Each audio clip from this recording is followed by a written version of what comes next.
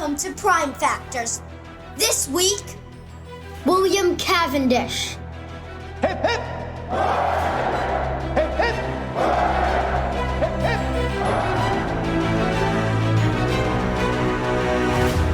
Hello, and welcome back to Prime Factors. I'm Abram, and I'm here with my dad. We are reviewing all the British Prime Ministers from Robert Walpole to Keir Starmer. This is episode 5, William Cavendish. Just one episode this time, no part 1, no part 2. The next couple of prime ministers will probably be just one episode each. That's okay, because we'll get to do more ratings, and we'll do 2 parts for the prime ministers that need them only. Yeah.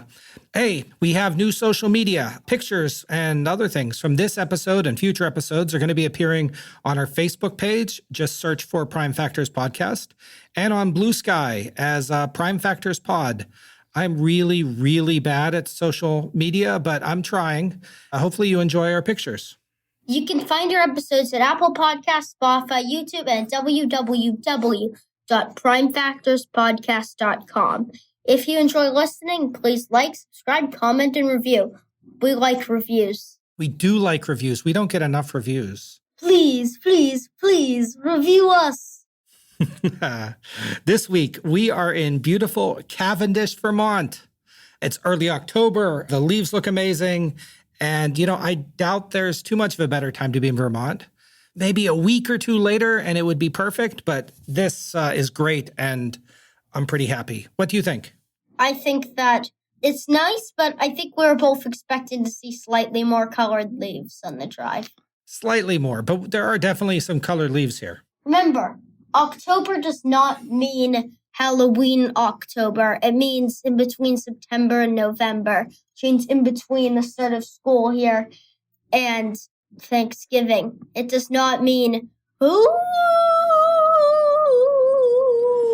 Oh, it's not just Halloween? Yes. I get it. So we are recording at the Pointe at Castle Hill. It's a resort hotel that kindly let us use one of their conference rooms. We had planned to record at the Cavendish Historical Society Museum, but they recently developed a wasp infestation, and they suggested that we go elsewhere. Good idea. I don't like wasps or bees or anything like that. I don't like those creatures. They're a bit creepy, especially when they can't stop bugging you while you're eating apple-related things in the fall. Yeah, that makes sense. One side note before we get started is that one of my sources is the biography of William Cavendish, written in 1764, a couple months before he died. This book has the earliest use of prime minister that I've seen so far, or at least prime minister as a positive title. Walpole had used it as a joke way back in 1741, I think. And there's a 1747 book of biographies that uses it for other people, earlier leading figures. But this is the first time that I have found in my research a book that is using it in the way that we understand it today. And I thought that was pretty neat. Are you ready, Abram? Yes. Let's talk about William Cavendish. Picture this. It's early December, 1745. A biting wind whips through the streets of Derby, carrying with it a chill that was more than just the weather. The air is tense as what few townspeople remained moved quickly, their faces etched with anxiety, constantly on edge as if the Jacobite menace could arrive at any moment. At the heart of the town is the market square. Here are William Cavendish, the Marquess of Hartington, stands among a group of disheveled soldiers. Even at 25, his presence demands respect, but his men huffed and puffed across the square in their new blue uniforms. William had a matching one, though his denoted his rank of captain, a job paid for by his father, who was footing the bill for much of this militia. The Derbyshire Blues, they were called. William was proud of this, but they were not in fighting shape yet. All around him, military drills continued as the clatter of muskets and the stomping of boots mixed with the wheezing of exhausted men. These were not seasoned soldiers, but farmers, blacksmiths, and shopkeepers, all of whom had traded their tools for weapons to protect their county and country at a moment's notice. Their movements are stiff and formations imperfect, but they were trying hard. William offered words of encouragement, adjusting a musket here or a stance there, but he too was an inexperienced soldier. He masked his unease with a look of confidence, but time and again he glanced over at the inn at the edge of the square where his father had made his headquarters. The sound of rapid hoofbeats catches William's attention as he spies a messenger, his cloak billowing behind him, riding hard into the square. The man's face is flushed with exhaustion and urgency. Without dismounting, he shouts to William, "The Duke! I must see the Duke immediately!" William nods and points towards the inn. Without even a thank you, the messenger spurs his horse and quickly disappears inside. Also, that messenger should be a bit more polite. He should be, "Can I please see the Duke?" Not, the Duke, I need to see the Duke." He had a reason for being in a hurry. You should listen. What is it? It might have been 5 minutes or an hour later, but soon enough, his father emerged. The Duke of Devonshire and Lord Lieutenant of Derbyshire. It was his responsibility to keep his county safe. His expression is grave and his eyes shadowed by worry. The men cease their drills and murmur to themselves as he strides towards a platform already erected at the edge of the square. A knot tightens in William's stomach. "Men of Derbyshire," his voice rings out, commanding, yet tinged with a solemn edge. The cold air seems to amplify his words. "I bring urgent news. The Jacobite forces under Charles Stuart have advanced swiftly. They have taken Ashburn. They are now only 18 miles from our doorstep." A ripple of shock courses through the ranks. William feels his heartbeat quicken. The Jacobites had moved faster than anyone had anticipated. The Duke continues, "This is our home. It is where we have raised our family and our parents raised theirs. Our ancestral home." The Duke gestures towards William. "It's only a stone's throw from this very town. We have trained hard, and I know that we are ready to defend our homes. And yet," he continued, "the Duke of Cumberland's army is still days away. Our town has few fortifications, save those barricades that we built only in the last several days. To stand and fight here would be brave. Yes, but it would be a sacrifice in vain." Silence blankets the square. What was the Duke saying?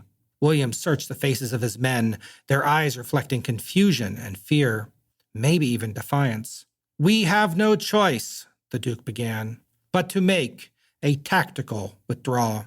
We will fall back to Nottingham, where we can join with other loyal forces. We'll gather our strength and ready ourselves to push the Jacobites back and defend our land. But we'll do this another day." A murmur spreads through the crowd, some voices of agreement, others of dissent. One man steps forward, his voice loud but trembling. "My lord, what of our homes? What of our families?" The Duke meets his gaze steadily. "I do not make this decision lightly," he replies. "To fight here will bring destruction on Derby. We have no choice but to flee." William steps through the crowd to take his place beside his father. "Prepare to move out," he commands firmly. "Gather all that you can. We leave at dusk." As night descends, the militia swiftly packs their supplies. The remaining townsfolk watch from doorways and windows, their faces pale in the glow of lanterns and torches. Children cling to their mothers, eyes wide with fear. Some pack their own wagons or place what belongings they can on their backs. William's heart aches at the sight. He was not looking forward to battle, but to abandon Derby like this? It didn't feel right. Mounting his horse, he took one last look at the town square as he led his men in a solemn procession into the countryside. Snow begins to fall, gentle flakes landing on cloaks and helmets, melting into cold droplets. The road ahead is dark, but there's no turning back. Behind them, Derby lies silent. That's a good story. You like it? Dramatic. Dramatic. Am I getting better at these stories? Yes. Okay, I'm trying. Or it may just be that this one's really good. Oh, okay, we'll go with that. Ancestry. Okay, well, that was fun, I think. Before we get to William Cavendish, the 4th Duke of It Devonshire. was fun. They had to abandon their town. Okay, it was fun to read. It was fun to write, actually. Before we can get to William Cavendish, the 4th Duke of Devonshire, we're going to talk a little bit about how his family rose to prominence. The Cavendish family starts way back in the mid-1300s with a guy named Sir John de Guernon. He was Chief Justice during Edward III's and the king after Edward III, which was? Richard II. Richard II. Ding, ding, ding. He had a manor in a village called Cavendish in Suffolk. And over the following generations, his family name gradually changed from de Guernon to Cavendish. Fast forward 200 years when a descendant of his during King Henry VIII's reign, named Sir William Cavendish, was one of the royal commissioners during the dissolution of the monasteries. This is when Henry seized the Catholic lands and distributed the wealth to the nobles. Between that and his job as treasurer of the chamber, Sir William became very wealthy and catapulted his family into the aristocracy. By the way, almost all of the Cavendishes we're going to talk about this episode, do you want to guess what their names are? William. In 1549, William bought land in Derbyshire in the East Midlands. And that's kind of like the north centrally part. I don't know why they call it the Midlands. And began building a place called Chatsworth House. This manor would eventually become the family seat, and we're going to mention it a lot. Here is a picture. So Abram hasn't seen this, but this is the house, if you need to imagine it, that was used as the stand-in for Pemberley House in the 2005 Pride and Prejudice movie. So I bet Shani knows which one I'm talking about. I could make a whole episode about Sir William and his wife. Her name was Bess of Hardwicke, but we're going to have to keep skimming ahead or we'll never get to William Cavendish. So after Sir William's death, Chatsworth House was briefly taken over by the Earl of Shrewsbury when Bess remarried him. And guess who was a prisoner there? What time period? Queen Elizabeth I. I don't know, this was probably like the 1560s or so? I don't know. It's probably obvious. Not obvious, but I wasn't sure how much history you know. So Queen Elizabeth had a person that came to England looking for help and that she ended up throwing her in prison. Why? Because not only was she asking for help, she was also potentially a claimant to the throne. Who? Mary, Queen of Scots.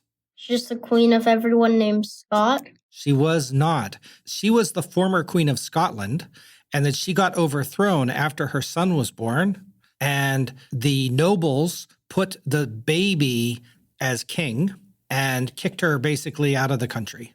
Why? So that they could raise the baby as a Protestant. And Mary, Queen of Scots, was a Catholic, but she was also like a cousin of Queen Elizabeth. So if Queen Elizabeth would have died, Mary would have been next in line. And so when she came to England, there was a lot of risk that people would rally behind Mary. And if they killed Elizabeth, Mary would become queen. And therefore, I'm sure that Mary would forgive anyone that killed her rival, right?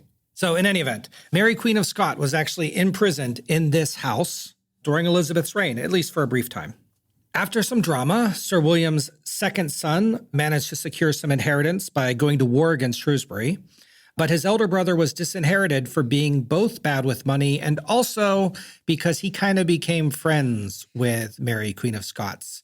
And that was considered a little bit not a good idea. So therefore, the second-born William ends up with Chatsworth and the family fortune.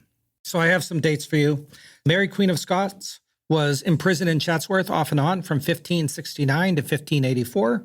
And that William invested in the colonization of both Virginia and Bermuda. Cavendish Parish in Bermuda is named for him. He also, Abram, you're going to be surprised about this. So ready. He bought an earldom. So James I said, if you give me 10,000 pounds, I need money, I'll make you an earl. And he said, here's 10,000 pounds. And then he became an earl. And so he is now the first Earl of Devonshire. Let's fast forward. Second Earl, kind of boring. Third Earl, he was a royalist during the Civil War. And when Cromwell was in charge, he went into exile. His son, the fourth Earl, is probably the best known William Cavendish, other than the one that we're talking about. He was anti-Catholic, and he fought to keep James II off the throne. He was driven nearly to bankruptcy.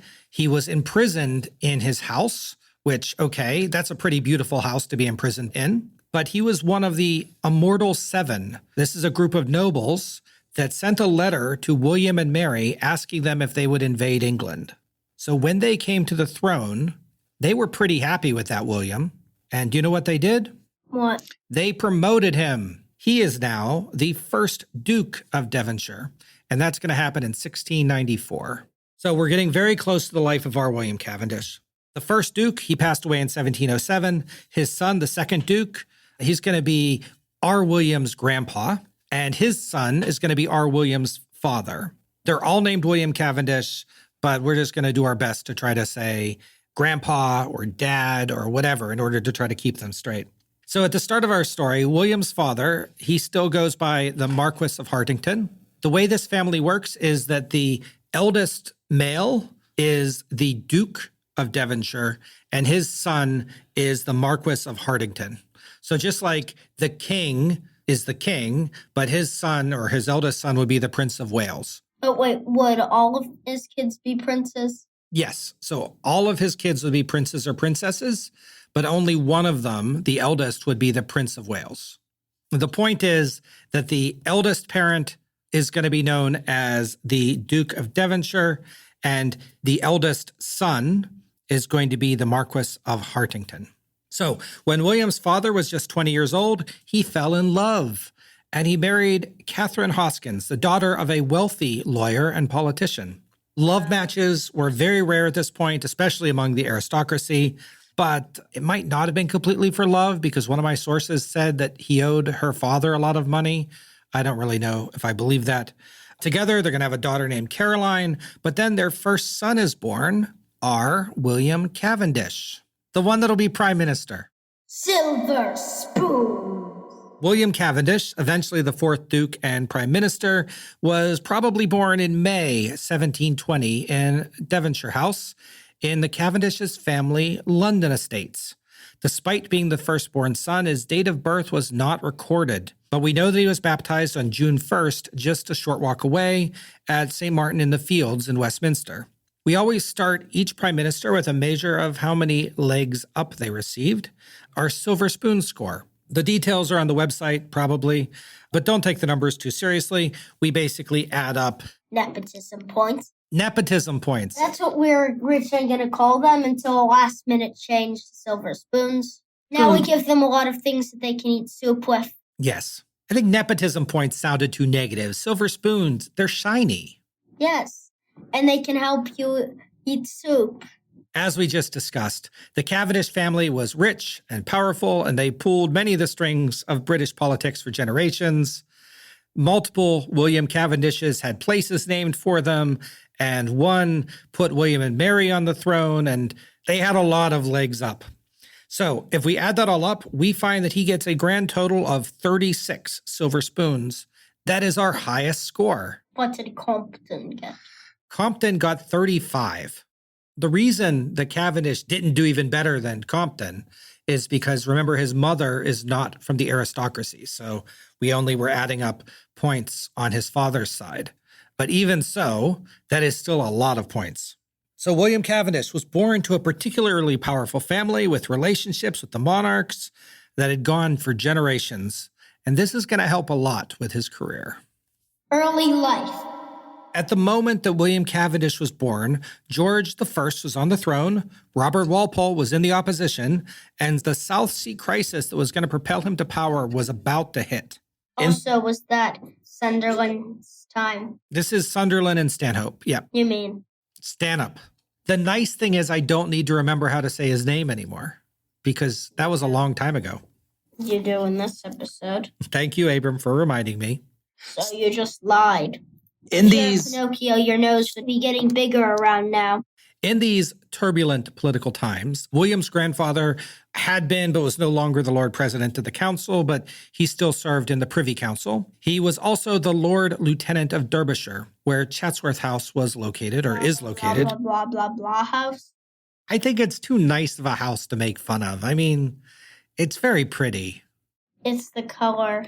You just don't like a house that's that color? It's sort of yellowy orange. I like it, but you just can't miss out on opportunities to make fun of funny names. Okay. So at this point, William's dad was still very young. He's just 22, and he's only starting his political career. A few months after William was born, his grandpa used his connections to win William's dad a seat in the House of Commons at a place called Loswithiel in Cornwall. Not anywhere near anywhere he lived, but hey, he got a seat. In Cornwall, which is near Wales, I guess. Yes. William's mother, Catherine Hoskins, well, she's really fun. Perhaps because she was a slightly lower but very wealthy class, she was seen as vulgar by some of her peers. She had a lower class accent. She would even invite, now Abram, you got to listen to this, Be ready to gasp. She would invite the servants' fiddle players to come play in her fancy drawing rooms so that she could dance to the fiddle instead of the fancy chamber music. I hope she doesn't get feelings about Rome burning. Yeah, maybe. Worse, Abram, she enjoyed watching local sports. Like what sports? You know, the biography didn't say. Now, I'm going to imagine that she went to go watch people play cricket, but it was probably something boring like badminton or something. We do need to be careful. Some of the stories might be from peers that would seek to demonize her, but it is true that she was friendly with the lower classes, and she definitely wasn't as highbrow as her husband. And William is actually going to follow his mother in this regard. He's going to be known for wearing very plain clothing and being approachable to commoners. Over the next 14 years, William's parents had 5 more children, bringing the total to 7. And one fun detail is that they gave each child a nickname. William's nickname was Guts. That's weird. No, that's not weird. Quite frankly, I think all of the family nicknames sound more like the names of cats than people, but let me tell you what they are. Well, their real names were Caroline, George, Elizabeth, Rachel, Frederick, and John. But that sounds pretty boring. So you know what they were called? What? Miss Hopeful, Mrs. Tittle, Grundy, Puss, Cat, and this one I have to admit wins, Toe. You tow a car? No, not toe as a tow a car. Toe is in the thing on your foot. All of these come from the same biography that plays up Catherine's non-aristocratic features, and so maybe this was intended to be a way that she was a common touch. Maybe these types of nicknames were common. I have no idea. Unlike many of the other prime ministers, William was tutored at home. Whether it was by one tutor or many, I don't know, but the only named tutor that I can find is a guy called Reverend Arthur Smith, and he's later going to become the Archbishop of Dublin. So I think William probably received a pretty good education. William's grandfather died in 1729 when William was just 9, so all of the titles moved down one place. William's dad is now the 3rd Duke of Devonshire, and William is now the Marquis of Hartington, a 9-year-old marquis. Yay. Isn't that the very, very, very, very, very rare title? Yeah, it's not very common. This change was huge for William's dad.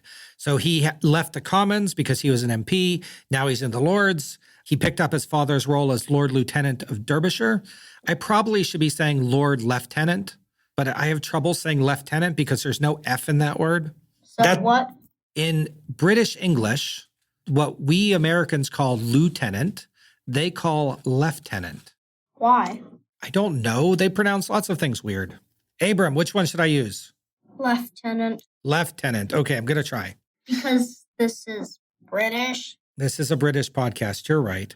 So 2 years later, his dad joined Robert Walpole's government as Lord Privy Seal, and then he became a Knight of the Garter. Knight of Undies! So do you think William was proud of his dad? No. No. Well, I don't think anyone's knighting me anytime soon, so I hope he was proud. His father continued to rise in the ranks. He became Lord Steward in 1733, Lord Lieutenant of Ireland in 1737. And when his dad was in Ireland, the now 17-year-old William stayed in London and acted as a back channel of communication between his father and Walpole. He'd send regular updates to his dad about what was happening in the city, and he was going to receive messages from Robert Walpole to deliver to his dad. At 19, William was just about an adult. He embarked on one final tour of Europe, a grand tour, and he invited Reverend Smith on the tour with him. We've talked about these grand tours before. I don't know where he went. Europe tours. Yeah. So he probably went to France, Germany, or Italy or someplace like that. Germany, Italy, the normal countries. The normal countries, sure. We don't know where he went, though. And when he returned a year later, it was time to start his political career. Entering Parliament. On May 19th, 1741, William Cavendish was elected as an MP for Derbyshire, replacing his uncle, who was Lord Charles Cavendish, who was retiring from politics. So Lord Charles, he's going to spend the rest of his life as a scientist. He's going to be with the Royal Society. He's going to win the Copley Medal in 1757. I'm never going to mention him again. He doesn't factor into this story, but I just wanted you to know that not all of the Cavendishes were politicians. One of them, and his son, was a scientist. So William entered Parliament in 1741. Do you remember what was going on? No one liked Walpole. Yeah, so William entered Parliament at a difficult time for Robert Walpole as he navigated his final political crisis. Thanks to his family connections, William remained close to Robert Walpole and passed messages back and forth from his dad. And shortly after Walpole resigned in February 1742, William wrote a letter to his father with a message from Robert Walpole. It said, quote, "I was with Robert Walpole this morning. He desired me to write of you, to beg of you, not to determine yourself in any way until he had spoken with you. He seems to have borne this change of circumstance with great spirit." So more than just delivering messages for his dad, William thrived in Parliament. In November 1742, he was selected to give the address and reply in the Commons.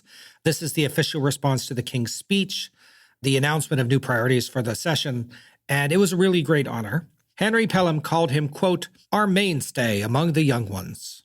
One of the messages that William was entrusted with in 1744 was that George II was fearing a French invasion of Ireland during the War of Austrian Succession.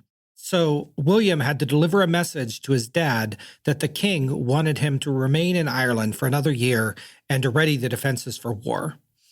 His father did what he was told, and when he eventually did return from Ireland, he was made the Lord Steward to the king. In Parliament, William Cavendish generally sided with Henry Pelham. In one disagreement between Pelham and Pitt, William Cavendish supported Pelham's desire to keep the Navy smaller than what Pitt had wanted. But the time for debating the size of the Navy was soon over. In August 1745, Bonnie Prince Charlie landed in Scotland to begin his insurrection against the English. Derbyshire Blues. As we mentioned earlier, William's father was Lord Lieutenant of Derbyshire, a role that had been handed down from father to son for generations of Cavendishes. It was mostly ceremonial, mostly honorary, but in times of war, the role required that the holder would raise a militia to defend the county. We saw this in the Thomas Pelham Holmes episode, and I think Henry Pelham was also a captain of one of those militias in an earlier rebellion. On September 13th, 1745, the order came. All Lord Lieutenants in England and Wales were to begin mustering their militias to combat the ongoing Scottish insurrection. William's father wasted no time, arriving in Derby to raise a force there by September 28th. He did this in his own grand style. He threw a party for the aristocracy where they would agree to provide the required troops, and then he did another party 2 weeks later at an inn down the road. During these events, the elder William brought his son along, now 25 years old. Devonshire, his dad, formed 2 companies of militias, totaling 700 members. He appointed his son, that's our William Cavendish, as captain of one of the companies. Now, I'm not fluent in military matters, but one of the biographies implied that they were aiming for 1,200 troops, but they only managed to get 700, and that these were really thin companies. The militia members, as few as they were, at least got very snazzy uniforms. The third Duke bought them all blue uniforms to distinguish them from the redcoats of the British regular army. Because of their unique uniform, this regiment has... Redcoats? The redcoats. Put a pin in the redcoats, though. Yes, well, they'll come back. Because of their unique uniforms, this regiment has become known to history as the Derbyshire Blues. By late November, the militia had assembled in Derby to train for the oncoming storm. But on December 3rd, they received the news that they had been dreading. The Pretender's army had crossed into England and was heading south. They were only a few miles from Derby and closing fast. The reinforcements that were supposed to come from the south, the Duke of Cumberland's army, they were still at least 40 miles away, and there was no way for them to arrive in time. So this is when our picture this takes place. Facing an experienced, well-organized Scottish army, the Duke realized quickly that his 700 partially trained soldiers, despite their snazzy uniforms, would be no match. Derby didn't even have a city wall. It was really undefendable. Devonshire was forced to make the hard choice. He chose to run away immediately. I don't know whether this was the right choice or the wrong choice. I don't know whether to try to sing the brave Sir Robin song from... Just sing it. When danger reared his ugly head, he bravely turned his tail and fled. I don't know, but the point is they ran away. And in fact, they never saw any action during that war. William Cavendish, despite being a captain of his father's regiment, never saw any combat. On December the 4th, that is the next day after our story took place, Abram, the Jacobites seized Derby. There was no resistance. Now, we know from hindsight that the Scots were running out of supplies. They were not getting the help that they expected from the local English that they thought would join their cause. And they weren't in a great shape to fight. And in fact, Derby is as far as they made it. As a couple days after arriving there, they began to retreat back north. So would 700 poorly trained men have made a difference? Well, probably not. So while our picture of this takes a little bit of liberties, I wrote his speech. The overall surrender of Derby was the same, and that is absolutely true. We don't have any real idea how William felt about this, or even his dad. None of his biographies even speculate on it. In fact, most don't even mention this at all. But this couldn't have been anything less than horrifying for the Cavendish family. A confusing marriage. So with his professional life sorted and his very brief military career over, William Cavendish was ready to settle down and get married, but the details are a little confusing. This wedding that we're about to talk about is going to shatter his family. His mother refused to attend the ceremony. His parents' marriage would be damaged. His mother is going to live in a rectory, which is like a church in Iam, for some amount of time. And his father is even going to have to quit his job as Lord Stewart to try to return home to... So his dad's pretending to be a person in the House of Lords named Stewart? Well, his dad is the Lord Stewart. So Stewart is like one of the caretakers of the king's household. The point is that this marriage is going to make William and his mother pretty much never talk again. Why? Well, that's the weird part. So I have two biographies, and they both tell this story exactly opposite. The only thing that they both agree on is that William Cavendish married Charlotte Boyle, the heiress to the 3rd Earl of Burlington, on March 28th, 1748. She would eventually be the Baroness Clifford of Longsborough in her own right, something that we hadn't actually seen before. So the first biography I have that talks about this wedding is the Oxford Dictionary of National Biography. This article is from 2013, and that in there we get the story that Devonshire, William's dad, had arranged for his son to be betrothed to Charlotte at a young age, even though she was 12 years younger. So that means that his parents basically decided that they would get married and prearranged a wedding for them, even when the kids hadn't met yet. In this story, Duke William was fixated on securing his family's financial future and didn't care at all about his son's happiness.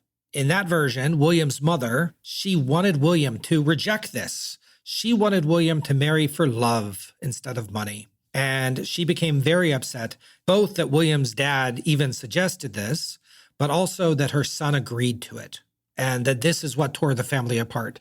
She wanted him to marry for love, and his dad wanted him to marry for money, and he chose to go with his dad. That's option one. Keep that in mind. There's going to be a quiz. Hey, your nose is getting pretty long.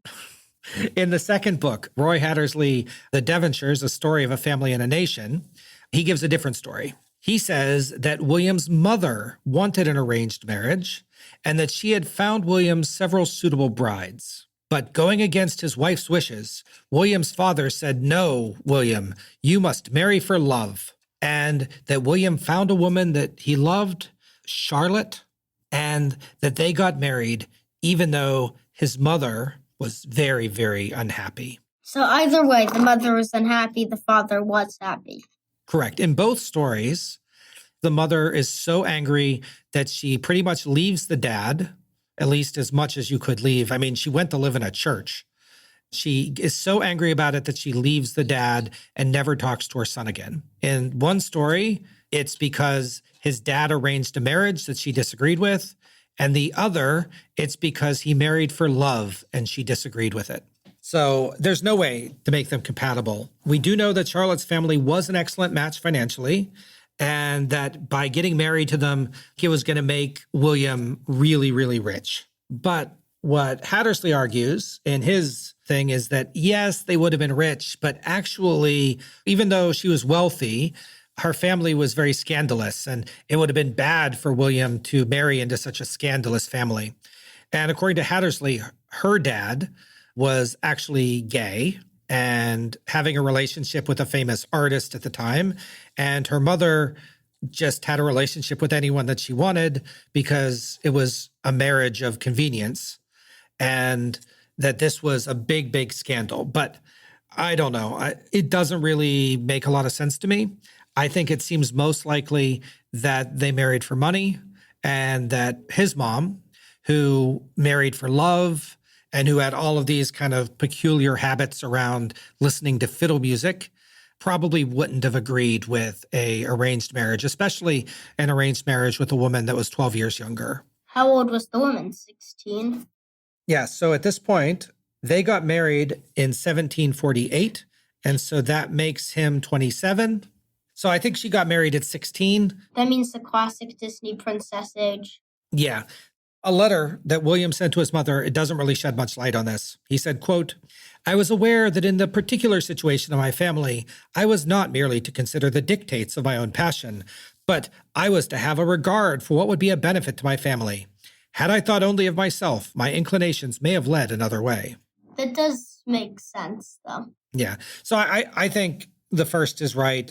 I'm pretty sure that he got married for money instead of love. But in the end, it does seem that they did fall in love. Other than her arranged marriage, we actually don't know much about Charlotte. We know that she enjoyed playing a game called shuttlecock, which was an early form of badminton, but... Badminton? Yep. How do you spell it? Badminton. I think it's badminton. Okay, well, I can't pronounce it. We're just going to keep going. Since you called it wrong, your nose gets slightly longer, so I'm going to call you Pinocchio from now on. Fine. On December 14th, 1748, their first son was born. What do you think they named their first son? William. William. This William's eventually going to become the 5th Duke of Devonshire, and they'll have 3 more children. But unfortunately, Charlotte's going to die of smallpox in 1754. He will have a daughter named Dorothy Cavendish, and she's going to marry someone that you have heard of, William Cavendish Bentinck. Good. And he's eventually going to become prime minister. I actually think he's related to them, and that's probably icky, but I'm going to look that up when I get to his episode. Let's go back to politics. Baron Cavendish. While raising his family, 3 sons and a daughter, William advanced in his political career. Given his and his father's faithful service to the Hanoverians and the Whigs, a more senior role in government seemed inevitable. In March 1751, Frederick, the Prince of Wales, died, and a search was performed to find a governor for the future George III. William Cavendish was one of the nobles considered for this honor, but he declined. Instead, a person you might have heard of named James Waldegrave is going to get that job. And you might want to put a pin in him too, because we're discussing him next. Rose pin. Instead, William accepted a different role called Master of the Horse. Speaking of that, there's a future prime minister that has stuff to do with a horse. Really? Yes, and I think his picture this will probably involve him buying a horse. Who is that? I've heard that Primrose, one of his goals in life was to win a race-winning horse. Wow. Or was to buy a race-winning horse. So we're probably going to do a picture. Since he's a pretty boring prime minister, we're probably going to be the picture this will have him, buying a horse. We'll see when we get there. This role was mostly ceremonial, but he would manage the stables and the royal carriages in George II's household. More importantly, probably, he would get to ride near the king on official processions and look very important. Unfortunately, that role required that he be a lord, and he wasn't a lord yet, so the king did something called a writ of acceleration, and that allowed William to get a title immediately that he would have gotten after his dad died. And so he now became Baron Cavendish of Hardwicke. William had to resign his seat in the House of Commons, and he took his place with his dad in the House of Lords. And he was even added to the Privy Council. So he was well-liked. Horace Walpole. Have we talked about Horace Walpole before? Yeah. Yeah. So Horace Walpole rarely says anything nice about anybody, but he called him, quote, the fashionable model of goodness. When George II would go to Hanover, he appointed William to the Regency Council that would help decide on things while the king was away. His wife, Charlotte's father, died in December 1753, and that left Cavendish and his wife a fortune, an art collection, 2 mansions in London, property enough that controlled 2 seats in the British Parliament, property that controlled a seat in the Irish Parliament, and, well, a lot more. Basically, William went from being rich to being very rich. And because he was an Irish landowner, perhaps, he was shortly afterwards made the Lord High Treasurer of Ireland. Meanwhile, we just reached the point in our story where Henry Pelham died. So who became Prime Minister? Thomas Pelham Hall. Just like in his youth, William was asked to be a messenger for Pelham Halls. He presented the official offer to Henry Fox to become Secretary of State and to lead the Commons. And Fox accepted that, if you remember from last time. No one's going to want to be in the government now. There's a fox in the government. There's lots of great foxes. I mean, the fox in Robin Hood, the fox in Zootopia, the fox in The Wild Robot. There's lots of good foxes. But isn't one of the villains in Pinocchio like a fox? And remember, this episode has the Pinocchio joke, which means foxes are bad. Sure. Okay. So Fox initially accepted the offer, but he withdrew the next day because he realized that Thomas Pelham Halls wasn't going to let him run the war. On December 8th, 1754, William's wife Charlotte died of smallpox. William was so devastated that he kept her silk bag, handkerchief, and a comb close to him for the rest of his life. It would be found after he died, still in his work desk. So William has property in Ireland. He controls a seat in the Irish Parliament, and now he's the Lord High Treasurer. If you are detecting a lot of Irish connections, you are right, because that is where William is going next. In May 1755, William was appointed Lord Lieutenant of Ireland, and this would be one of the biggest challenges of his political career so far. Ireland. Since we haven't talked about Ireland before, I think we need to catch up on what's going on in Ireland at this time. Lord Lieutenant of Ireland, that's not like Lord Lieutenant of Derbyshire, right? This role is sometimes called Governor General, sometimes called Viceroy. Essentially, he's the official representative of the king in Ireland. And in some ways, he acts like a king.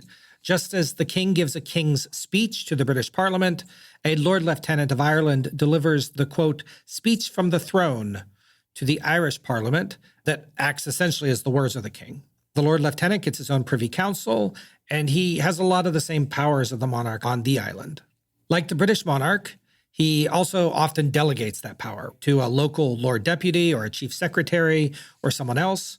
But William, he's going to come to this role at a time when leaders are expected to take a more direct involvement. And that's going to mostly be rare. Most of his predecessors, most of his successors, they're going to be hands-off. But William, he's not going to be hands-off. He's going to actually try to do this job. So you might notice that I mentioned a parliament, and Ireland was technically an independent kingdom at the time, and it had its own parliament, just like Scotland did. Scotland had its own parliament? Yes. Scotland had its own parliament until 1707. The Acts of Union strips Scotland of its parliament. Dad, you're forgetting it's the 1750s? Correct. Scotland at this time did not have its parliament, but it had like 50 years earlier. Ireland still had a parliament. Ireland's going to lose their parliament in 1801. Okay. Well, let's dig. In early history, Ireland had originally been a collection of Celtic tribes and small kingdoms. Rome was aware of Ireland, but they never attempted to conquer it. Instead, Ireland became a refuge for Celtic Britons that fled the Romans, and then later for the Romano-British that fled the Germanic tribes like the Angles and the Saxons and the Jutes. The Jutes are the forgotten ones. Yes, that invaded Britain. Ireland, after that, is even going to become a haven for Scandinavian settlers and Vikings. Dublin, we've been to Dublin. Dublin's going to become the perfect port of call for anyone that wants a convenient spot from which to invade Britain. Do you remember the Viking Museum in Dublin, or were you too young? I remember a museum. I don't remember anything about it. I remember from Ireland, the dino and the museum. There was a dinosaur on the Science Museum, and we went to a Viking museum. It was very nice. We'll have to go back. After the Norman conquest of England, the Normans turned their sights to the west. Henry II invaded Ireland in 1171, and he established the Lordship of Ireland. English control of the island was limited to the east coast, especially around Dublin. That area became known as the Pale. Now, it's going to be pretty much disrespectful to summarize as much as I'm going to have to, but over the centuries, Irish lords would battle the English lords for control of the island. Sometimes English families that had lived in Ireland for generations would go native and start pushing back against the English. It was a complicated situation. It was a fluid situation, but it pretty much always centered on England wanting to control Ireland and Ireland wanting to be independent. Sometimes the English passed laws to make the English people that lived in Ireland less Irish. There was something called the Statutes of Kilkenny in 1366 that said that English people living in Ireland would not be allowed to adopt Irish language, would not be allowed to dress like Irish people, and would not be allowed to embrace Irish culture. Since this is a podcast about prime ministers, we should mention that the English regions of Ireland established a parliament in 1297 that was pretty much based off the English one. It would eventually have a separate House of Commons and a House of Lords, but it never really represented all of Ireland, just the English-controlled parts of Ireland. The native Irish that lived there had their own culture and their own way of organizing the territories. The Irish Parliament was also pretty much controlled by England. In 1495, for example, they passed a law that said that all bills passed by the Irish Parliament had to be approved by the Privy Council of both Ireland and England, and that Ireland could only have laws the English approved. And that's not going to be rescinded until 1782. In 1542, who was king? Thinking. Was it Henry VIII? In 1542, Henry VIII declared himself the King of Ireland. Notice it's a separate crown, right? It's not King of England and Ireland. He's King of England and he's also King of Ireland. Which means he's Henry VIII and first. Correct, but I don't think anyone ever said that. From now on, he's known as Henry VIII and first. Okay. Actually, I bet you someone did call him that, but not in a common way. So Henry VIII and first invaded Ireland to seize his lands. This began what was called the Tudor conquest of Ireland, and that lasted until James I seized the last bits of the island in 1603. The process wasn't peaceful, it wasn't nice, and the native Irish, especially Catholics, were disenfranchised and discriminated against in their own country. Even before England sought to colonize the Americas to replace the natives with English people, they did the same in Ireland, using transplanted English communities called plantations. Now, you know how Rhode Island was officially called Rhode Island and Providence Plantation? And so when? They just renamed it a couple years ago. No one ever called it Rhode Island and Providence Plantations, and they eventually just gave up on trying to have a very long name, but it did have the and Providence Plantation in the name, but it's actually the same thing. So the plantations in Ireland, that name is the same as the plantation in Rhode Island.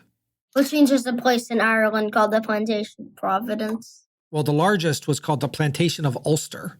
It was founded in 1609, and that actually helped build a very significant Protestant population in the region. It's dangerous for me to summarize, but the area that was the Plantation of Ulster ended up becoming so Protestant and British-centric that still makes up most of what is Northern Ireland today, and which remained with Britain even after Ireland became independent. Over the next 150 years, there was continued and constant strife as Irish people tried to have freedom in their own land, and England sought to control them and suppress the Irish culture. There were rebellions. A huge one started in 1641, and it might have killed 20% of the native Irish between battles and diseases. By 1750, where we are in our story, Ireland was dominated by a Protestant and English-leading ruling class, while the majority of the Irish Catholics were marginalized and discriminated against in their own country. In many cases, Catholics were not allowed to own land, they couldn't hold office, or even practice their religion in the open. Britain would rule this Ireland from a place that would be called Dublin Castle, probably because it was a castle located in Dublin. When William arrived, politics in Ireland had fractured between a faction led by a guy named Henry Boyle, who was the Speaker of the Irish House of Commons, and George Stone, the Archbishop of Armagh. Boyle was a pro-Irish politician that used his role in the House of Commons to ensure that Ireland had a voice in its own affairs. Boyle had previously been appointed several times as Lord Justice in Ireland by the various Lord Lieutenants that preceded William, so he was pretty well trusted, and in British politics, he was pretty much a Whig. George Stone was Protestant, and he was more aligned with British interests. Everything came to a head over a tax bill. In 1753, Britain wanted Ireland to pass a law that said that any leftover taxes that were collected by Ireland and not spent must be sent to Britain. And this was essentially catastrophic, right? If Britain controlled the laws, So they could just stop buying things in Ireland and all the extra money would go back to Britain. Or maybe they could increase taxes and all the extra money would go back to Britain. Basically, it was a way for Britain to make sure that any money that they could get out of Ireland, they did. Boyle fought against this, and he fought really hard. So hard that the previous Lord Lieutenant, the Duke of Dorset, shut down Parliament and stripped Boyle of all of his titles. So to calm this situation, Britain wanted to basically have people not be in an uproar, but also wanted to confirm that they were dominant. Britain was very concerned that there would be potentially a rebellious group or maybe even a group that would side with France in the war that was coming. So with the country in turmoil, George II dismissed Dorset and appointed William Cavendish to calm the situation. He was probably a good choice. He had property in Ireland. His wife's family had connections to Ireland, and his father had been Lord Lieutenant of Ireland. William decided first that he wasn't going to delegate. He was going to solve this himself. In a speech announcing his job, he said, quote, "My scheme is, if possible, to govern this country without a party and make those that receive favors from the crown think themselves obliged to it and not to their party here." He also called for both Protestants and Catholics to come together to support George II. I don't know how effective these were. But after meeting with the parties and trying to find a path forward, William used the common strategy of the Whigs at the time, bribery. So he offered Boyle, the former speaker, a title of Earl of Shannon, would move him from the House of Commons of Ireland to the House of Lords. He'd also give him £2,000 a year if, you just won't fight this so much. And maybe, we're apologizing for what Dorset did, but in any event, Boyle accepted the money, accepted the title, and he was pretty much called a traitor by a lot of Irish people. He took his seat in the Irish House of Lords, and he worked to quiet the situation down. Unfortunately, while he was in Ireland, the one person that might have been able to help William with this job died, his dad. No. So on December 5th, 1755, the third Duke of Devonshire died, immediately transferring most of the family wealth and titles to his son, William, who is now the fourth Duke of Devonshire. By that spring, William felt he accomplished all of his goals. He calmed the crisis on the tax bill. Britain had won, essentially. But Ireland's going to be a major problem for British prime ministers in the future, and one of them will also be Lord Lieutenant of Ireland. We'll get to him. And I look forward to talking about the story of Ireland in later episodes. But by fall 1756, William left Ireland in a more stable place than he found it, but it was a difficult time. The 7 Years' War had kicked off, Thomas Pelham Holles was suffering defeat after defeat, and William Pitt was pushing to take a wider control of the military. And so we're finally up to the point of our podcast. Prime Minister. In our previous episode, we told the story of Thomas Pelham Holles, the Duke of Newcastle, but let's recap a couple key points. He became prime minister after the death of his brother, but despite a hope that he could focus on fiscal policy, he got thrust into the 7 Years' War thanks to the actions of a young George Washington in the hills of Pennsylvania. You mean George Washing Machine, as we called him in last episode. The war started very badly, and Thomas had just lost Minorca in the Mediterranean. After 2 years on the job, Thomas Pelham Holles was flailing. He couldn't keep control of the Commons thanks to picking a poor leader, and he insulted the two most powerful remaining men in the government, Henry Fox and William Pitt. So the bad guy and the dominating guy. Yeah. So with military losses piling up, Newcastle tried to deflect blame by accusing Admiral Byng of being responsible for the defeat in Minorca. But even that wasn't enough to save his government. Pitt was seen as a strong leader in both legislative and military matters, but he refused to join any government that Newcastle was in. And seeing no other choice, Thomas Pelham Holles resigned. At this point, you might have expected William Pitt or Henry Fox to become prime minister, but instead, George II sought out a compromise candidate. William Cavendish had proved himself an effective diplomat in Ireland, and he was a well-liked politician. Remember that even Horace Walpole liked him, so he must have been pretty okay. And he was also very close to George II thanks to his role as Master of the Horse. Is that implying that there's only one horse? I think there's multiple horses. Then why is it not Master of the Horses? The same reason why in Britain they call it maths instead of math. But what if you only do one problem?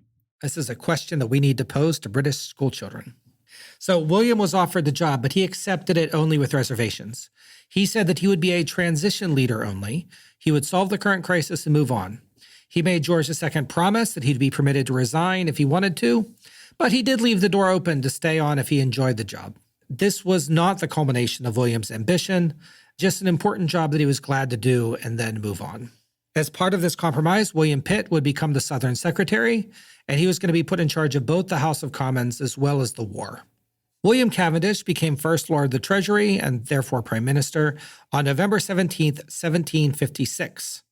He was simultaneously inducted into the Order of the Garter, The Order of the Andes, showing that George II either had a lot of faith in him or that he negotiated for that as part of accepting the job. The Devonshire Pitt government quickly established North America was going to be the strategic priority rather than Europe, and they would move to significantly strengthen the British Army in North America. But most of the activity in the 7 Years' War had stopped over the winter as both sides dug in and prepared for the fighting that would resume in the spring. Fighting was mostly limited to raids on the French coasts, but the raids were neither successful nor strategic. Dad, can I have an opinion? I think what he's been doing is slightly positive compared to pretty negative. So I think he's handling it slightly better than Pelham Holmes. You know who agreed with you? Who? Thomas Pelham Holmes. He wrote that Devonshire was, quote, the great engine on whom the whole turns at present. In other words, Thomas seems to think that he's in charge and in control of the situation. So yeah, he'll definitely get some points for that. Maybe he'll actually get over 20. Maybe. Unfortunately, before long, it was time for Admiral Byng to face court-martial, and then he was going to be found guilty, and then he would be executed. Now, many people in government were unhappy that he was being executed just for doing a bad job. He lost Minorca, but it wasn't treason, just incompetence. The ministry split down the middle, with Newcastle pushing for him to be killed, and William Pitt calling for mercy. But given that Pitt was in charge of the military, he might have feared that the troops would be concerned if they saw that a strong leader could be executed just for making mistakes. Could a regular soldier be killed just for losing a battle? And if they think maybe, all the soldiers would quit. Well, I think this is what Pitt was worried about. George II refused to grant mercy, and Byng was executed. How come Cavendish didn't do anything? Well, William Cavendish never really expressed an opinion, or at least not in the sources that I read. He was trying, I think, to stay out of it, to be like in the middle, the compromise. Mm-hmm. Now, the execution caused public outrage, and even the French philosopher Voltaire commented, quote, in this country, England, it is wise to kill an admiral from time to time to encourage the others. He was poking fun at the severity of the British military discipline.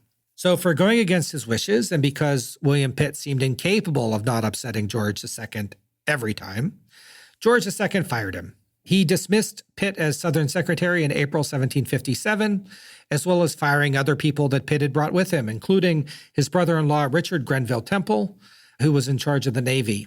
This triggered yet another crisis. William Cavendish was unable to gain control of the Commons. He didn't have an effective military leader. He promoted a guy named Robert Darcy, the Earl of Holderness, to be in charge of the war, but, well, it was pretty clear the government wasn't going to last. George II turned back to Thomas Pelham Holmes to ask him to assemble a new government, but Newcastle saw how important it would be to get William Pitt back on the team. And with Pitt having just been fired a couple days earlier, it wasn't a good time for them to assemble a government with him. It was going to take time, it was going to take patience, it was going to take negotiation.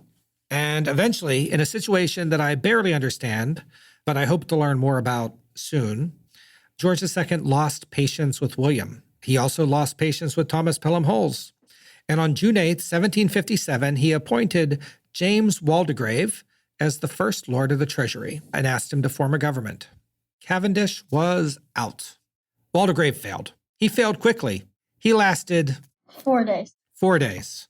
And after 4 days, he resigned. William resumed being prime minister. And frankly, Waldegrave's time isn't even officially recognized. Like, he's not even on the official prime minister list. But we will talk about him next time. But within 2 weeks of William returning to the office, Newcastle, Thomas Pelham Holmes, successfully organized a compromise. He was back. Pitt was back. And we now know that the Pitt Newcastle ministry was going to be one of the great success stories. They were going to win the 7 Years' War pretty much and have a series of victories that was very, very good.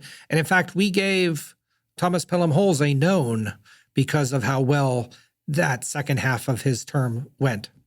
So William Cavendish stopped being prime minister on June 29th, 1757, in time for Thomas Pelham Holles' second term. Summing up how William Cavendish did, James Waldegrave, the man who tried to replace him, mind you, said, quote, "Great things had never been expected of him as a minister." In other words, William Cavendish didn't do that well, but he wasn't expected to, so it was fine. And this isn't a spoiler, but I'm not going to tell you, but I'm not going to give him very low in how much he accomplished. He did better than average in the war, but not by much. Everything else, I think he did very poorly in. Let's talk about it when we get to the rating. We're almost there.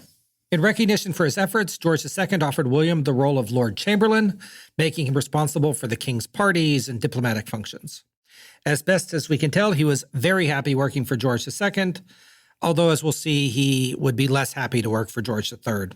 It was during this period that William started to keep a diary that's been very important to historians, but I didn't use it in this episode because it all postdates his time as prime minister.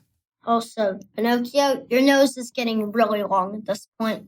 One other thing that William Cavendish became known for is something called his public days. On some irregular intervals, he would throw open the grounds of Chatsworth House to his neighbors, hosting a ball and something called a cold supper. I don't even know what that means, that even lower classes could attend. He threw one of these in 1757, right after no longer being prime minister. On October 25th, 1760, something happened. New king? George II died and his grandson, George III, became king. We're going to talk about him in a minute. But before we do, let's look at something else happening about this time. In October 1761, Cavendish, Vermont was founded, and it was named for the former prime minister. Yay. Let's talk about it. Cavendish, Vermont. We are in beautiful Cavendish, Vermont. Like we mentioned at the beginning of the episode. Indeed. Probably the best time of year to come here. It's chilly, but not cold. The leaves are changing, and we have a prime minister to discuss. I do think we could have gotten here a week later, and it would be slightly more colorful, but it's pretty cool. The story of Vermont it's one that we haven't touched on in the podcast yet, and one that many people might not know. So Vermont, just like Maine, was not one of the 13 original colonies, and how it became a state went through a very different process. In the kind of sloppy colonial times, the land that's Vermont today was claimed by Massachusetts, New Hampshire, and New York. So King George II fixed Massachusetts' northern border in 1741, but that left New Hampshire and New York still fighting over what was left. According to New York, they controlled all the territory east of upstate New York all the way to the Connecticut River, which is the western border of what's New Hampshire today. That's how it was spelled out in their original charter given to the Duke of York, James II, and what they still saw as their border decades later. New Hampshire claimed that their western border was tied to the Massachusetts western border, which in 1741 was defined as a line 20 miles east of the Hudson River. So if you can imagine the current Massachusetts western border and run that further north, that is what New Hampshire claimed was theirs. You'll notice that that strip of land exactly matches the modern state of Vermont. We should, of course, say that this land was also inhabited and claimed by the Western Abenaki tribes. We discussed them in the Pelham, New Hampshire episode, as well as others. But unfortunately, their claims were not a major part of this discussion. The whole point really was meaningless. Outside of a few scant frontiersmen and frontierswomen, there weren't many people living in the region at all. It was very much the frontier. Beginning in 1749, New Hampshire, and specifically their governor, Benning Wentworth, we've talked about him how many times, decided that the way to resolve the dispute in New Hampshire's favor would simply be to establish a whole bunch of towns. Who's that guy again? Benning Wentworth was the governor of New Hampshire. He decided that the best way to resolve the dispute in New Hampshire's favor would be to establish towns. So over a decade, Benning Wentworth took a map and he started drawing dots and squares representing the new towns that he was creating. Across what would become Vermont, between 131 and 135 towns were chartered before 1761. But no one lived there.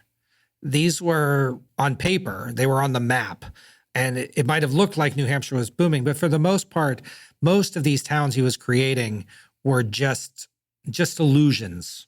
But on October 12th, 1761, Cavendish, where we are now, was chartered as one of these 131 paper towns in honor of our subject, William Cavendish. Now, New York, of course, didn't recognize New Hampshire charters, but New York did, for a reason that I'm not sure of, charter Cavendish as part of New York on June 16th, 1762.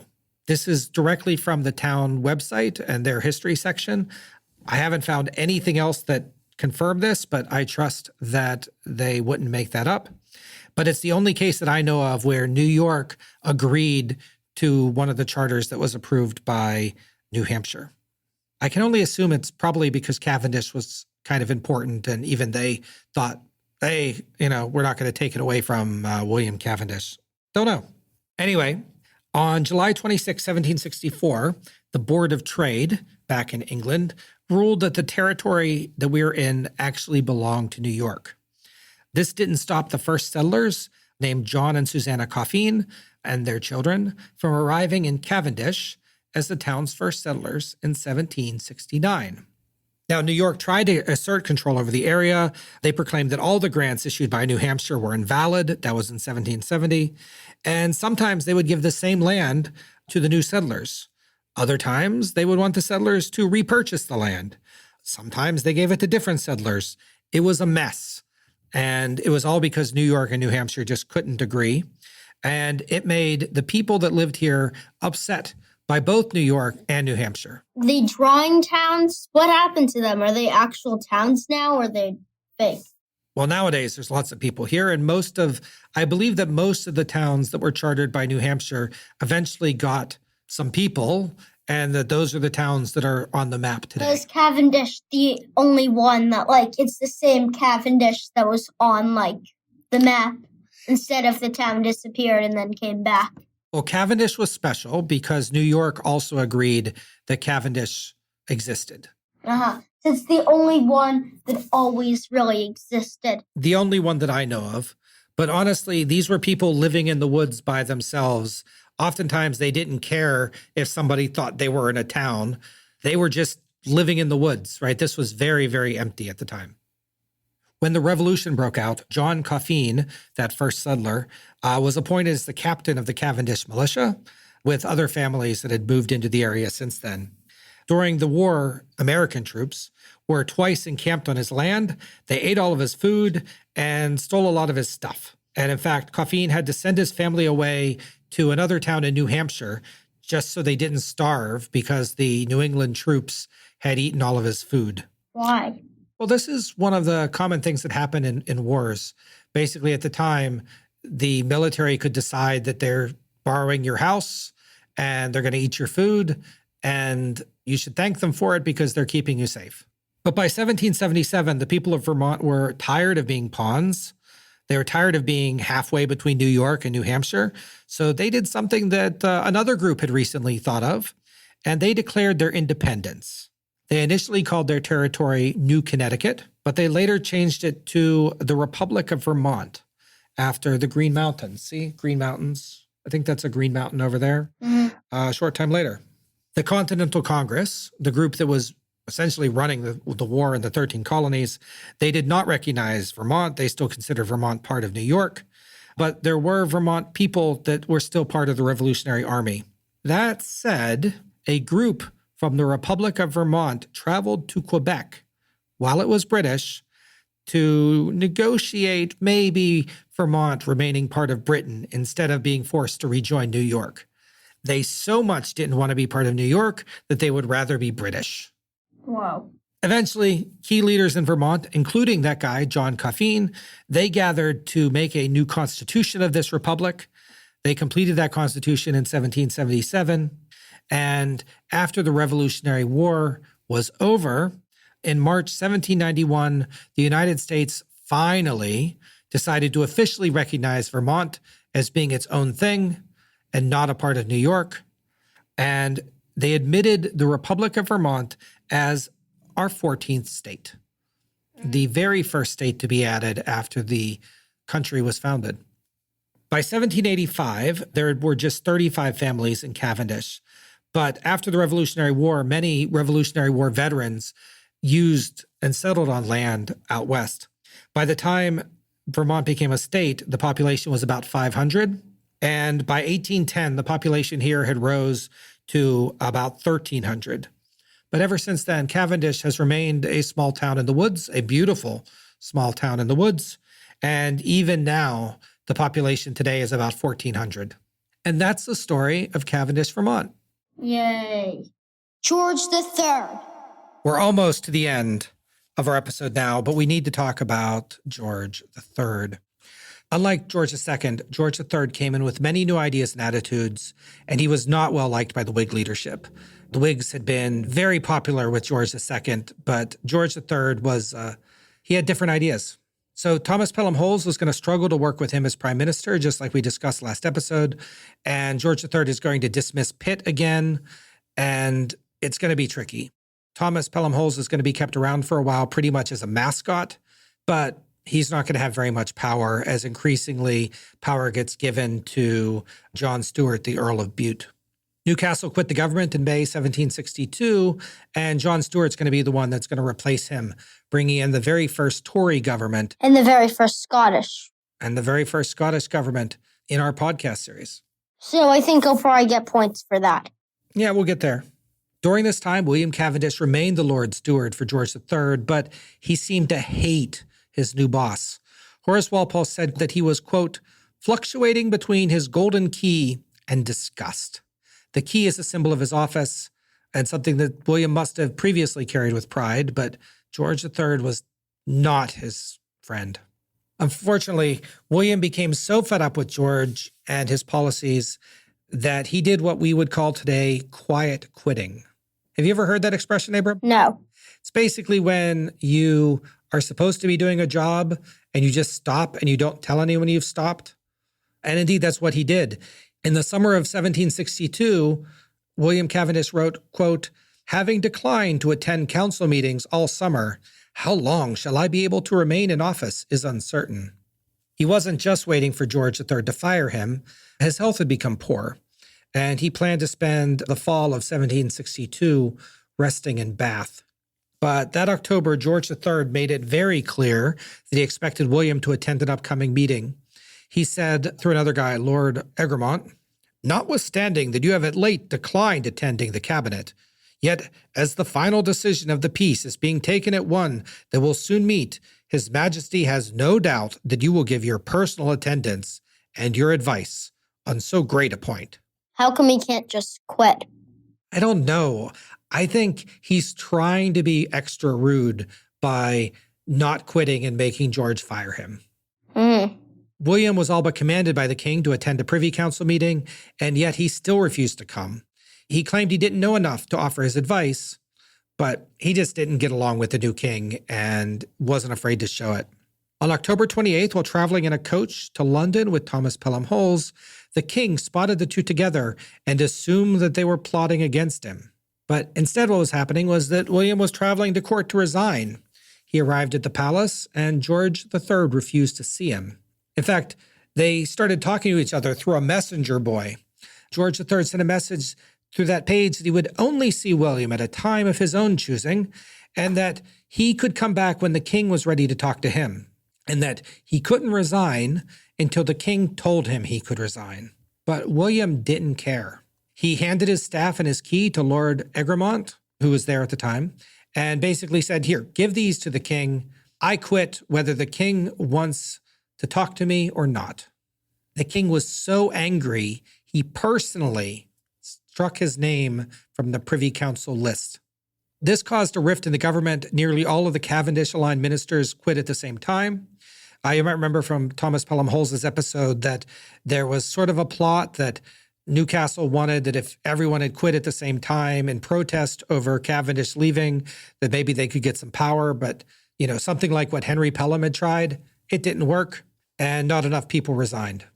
In 1764, William Cavendish traveled to Spa in Germany to try to improve his health, but he had a stroke there, and he died. He is the only prime minister to die outside of Great Britain, and he died on October 2nd, 1764, at only 44 years old. Aww. That's the end of William Cavendish, our 5th prime minister. Rating! Before we talk about his accomplishments, and we're going to give him up to 20 points each, I wanted to read 2 things. First, his official government biography. Quote, William Cavendish, the Duke of Devonshire, was a compromise choice as the First Lord of the Treasury. His tenure coincided with a period of political infighting and external threat. Devonshire's status as a major landowner and his membership of a major political family allowed him to look after the affairs of state, while the Duke of Newcastle and William Pitt the Elder resolved their differences. And Horace Walpole said that he was, quote, impatient to do everything, a fear to do anything, and he was always in a hurry to do nothing. But that said, we can give him up to 20 points for accomplishments. I'm thinking we can rate him on how he did as prime minister, of course, but the only other accomplishments he has in his life are really that time in Ireland, right? And in Ireland, he got it, but in prime ministers, I'm going to do it out of about 12. I think he did good in the war, but bad in everything else, so I'm going to balance him out by giving him 6 for that. In Ireland, out of 8, he really didn't do that much, so he wasn't bad, but I'm going to give him 3, so 11. You're giving him a total of 11 points? Yeah, he didn't do much. I think he's slightly better than average, mostly due to his war efforts, which did help, and I think helped set the stage for the second term of Pelham Hollis. That's a good way to put it. I like that. So I think he's slightly above average, but not by a decent amount. Yeah, I think 11 sounds perfectly reasonable with what you've said. I'm thinking that he solved the crisis in Ireland, and he succeeded at being a transitionary prime minister to Thomas Pelham Holles. But, if it wasn't for him saying that he was a transitionary one, I don't think he would have done that well. I actually think I'm coming out the same place. I'm going to give him 11 for accomplishment. Means he gets 22 out of 40, which I think is surprisingly high. Yeah. For a prime minister that did barely anything, he did accomplish a decent amount. He just couldn't stay in power due to the point of government. I think if he wasn't in the middle of a big war, he could have lasted for a while longer. But it was never his plan to last a while longer. Yeah, if he wanted to, he definitely could last longer. I think the reason I give him those points is because he came in saying, I'm going to hold the fort until other people get their act together. And that's exactly what he did. He's like Polk, if you know what I mean. Yeah, I think he set out to do the thing that he wanted. I'm okay giving him 11. Disaccomplishments, we can each score him up to -10. He lost Derby, but that was more his dad than him. He didn't have any control over that situation. Yeah, I won't minus anything from him because of that. I think he could have done better in the war, but that isn't really a disaccomplishment. It was also winter pretty much the entire time he was prime minister, and the war had pretty much stopped. During the winter, I think one of the reasons why he was a bit better than he could have been is because it was winter, and yet he was still able to attack a decent amount. Well, they were raiding the French coast, so that is true. There were no major battles of the 7 Years' War during his term. But I did give him a point or 2 because he was able to raid the French coast during winter, which I think must be hard, especially because the water may be maybe a bit more frozen than normal. I don't think I can give him any disaccomplishment points. He didn't really do anything in Ireland. I think I'm going to have to give him 1 because he could have done something in the Ireland situation. Oh, right. So he didn't solve the problem. He just bribed the guy to go away. Yeah. Yeah, that's a valid point. Maybe I'll give him -1 as well. So that means he gets -2 for one of the negative scores and the second one. Bad personality. He can get up to -10. We didn't really see his personality that much. He gave parties that people could join. That's good. He liked to dress plainly and was approachable to commoners. He loved his wife and didn't cheat on her, and even after she died, kept her stuff around for the rest of his life. There's no indication that he was corrupt. Honestly, I don't think he has a bad personality. I'm giving him a 0 here.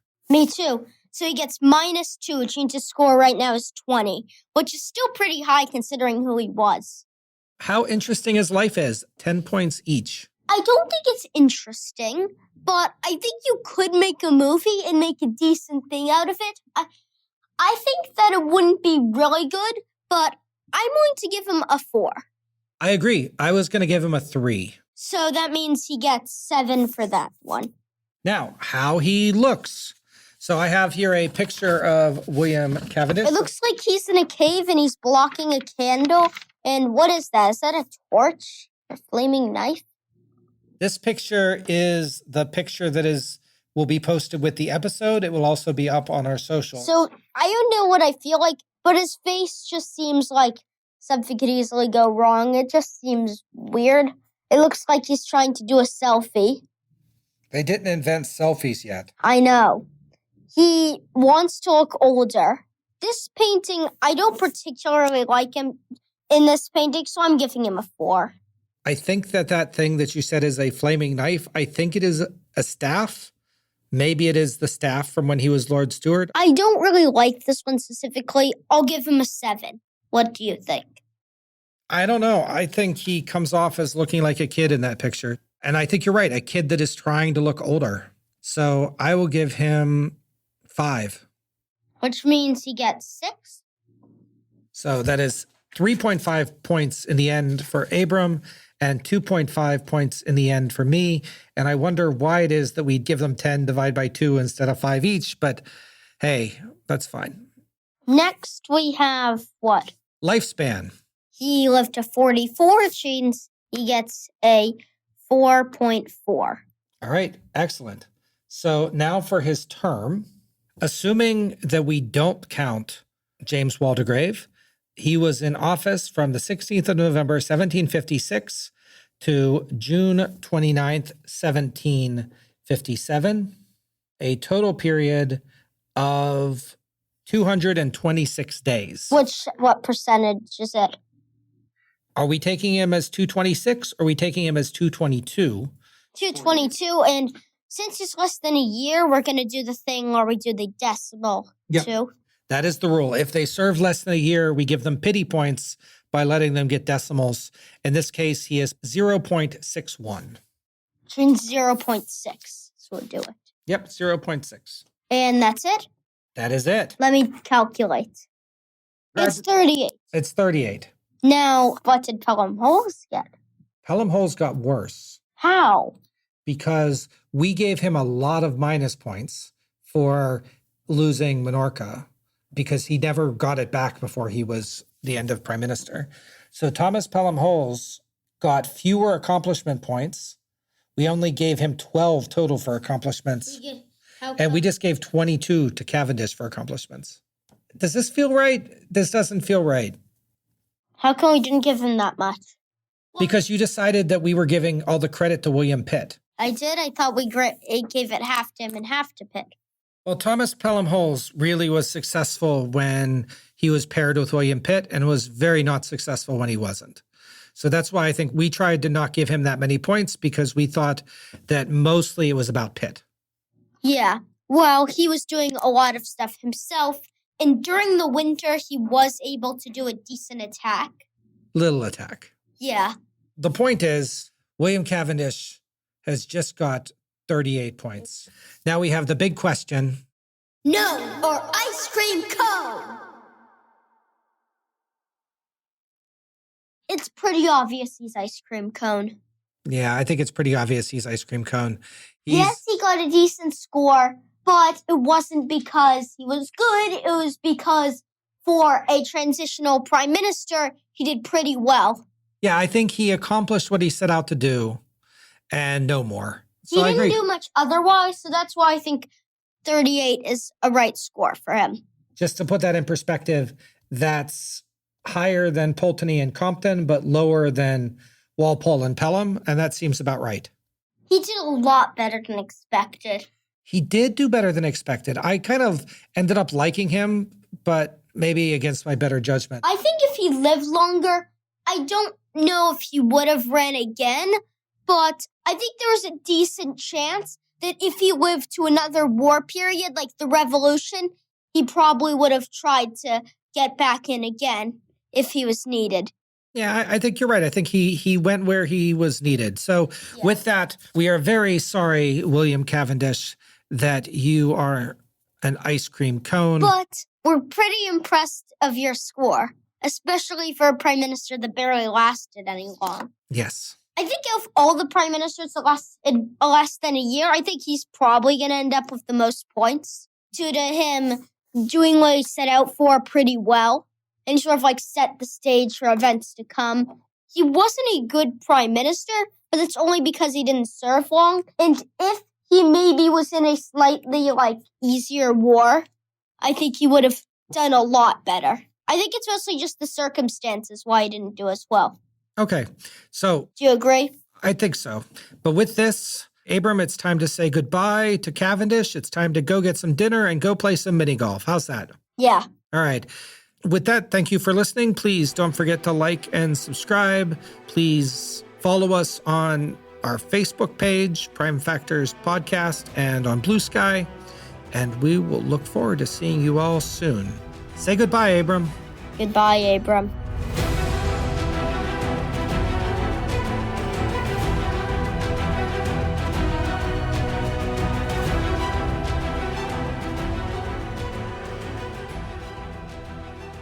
Bibliography.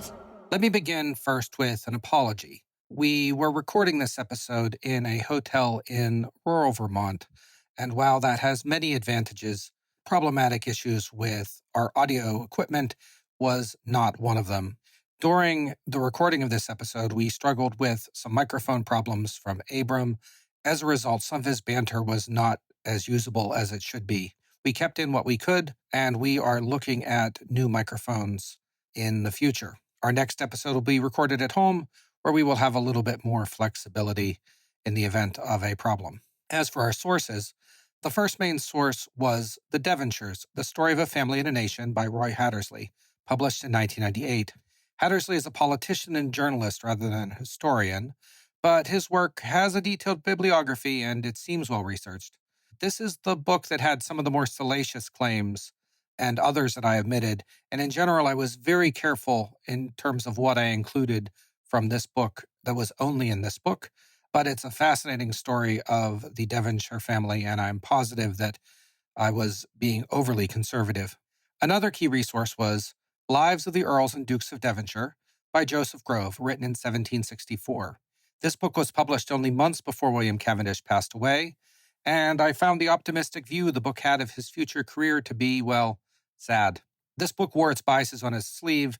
It was clearly angled towards making the Devonshire family look as great as possible, but it was great for verifying the details from the other sources, especially when it relates to William's father and grandfather's careers. Less useful was The Devonshire Diary, William Cavendish, 4th Duke of Devonshire, 1759 to 1762, edited by Peter D. Brown and Carl W. Schleiser, published in 1982. The diary itself was recorded after William's time as Prime Minister, so may prove more useful in future episodes. Brown and Schweitzer included a great biography of William in their introduction, and I found that to be very helpful. I also used my normal array of other sources, including William and his relatives' biographies in the semi-official The History of Parliament, as well as my collection of chapter-length biographies and the Oxford Dictionary of National Biography. I am indebted to Margaret Caulfield, the director of the Cavendish Historical Society, for sharing details of the town. The remaining information was primarily sourced from the history section of the Cavendish Vermont official town website. I also want to thank her for the gracious offer of recording at the museum, but regretfully, we were unable to do so due to an infestation of wasps. You'll be able to find the full list of resources on our website as soon as I figure out how to do that. I also want to thank Andy Smith of Castle Hill Resort and Spa in Cavendish, Vermont, for providing us a place to record. Our editor is Samuel Cunningham, and you can find him on Fiverr. Thank you for listening, and we'll see you soon for our next episode, a special on James Waldegrave.